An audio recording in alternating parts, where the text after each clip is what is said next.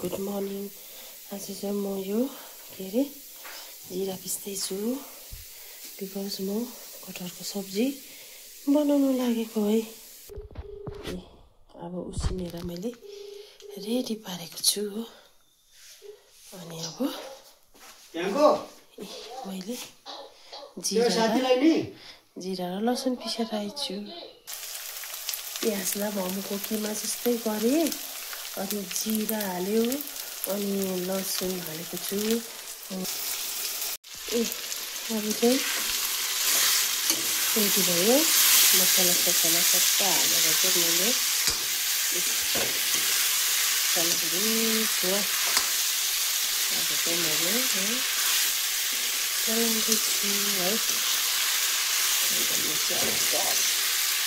है। पछि चाहिँ हो यसले छोपेर राख्नुपर्छ।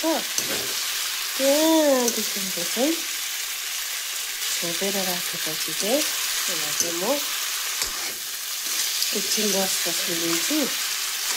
कतिले चाहिँ फ्राई गरेर पकाउँछ, कलिलो चाहिँ फ्राई नगरे पनि हुन्छ।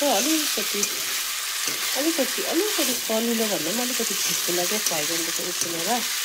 यसो हल्का उसिनेर एक सिटीको चाहिँ लाएर चाहिँ त्यसको बादमा चाहिँ यसरी बनाउने हो। अब यसलाई यसो छोपेर राख्नुपर्छ। अब रेडी हुन्छ। रेडी भयो। अब चाहिँ फाइनली मेरो कटहर पाक्यो है। तपाईँलाई कस्तो लाग्छ के लाग्छ कमेन्टमा भनिदिनु होला।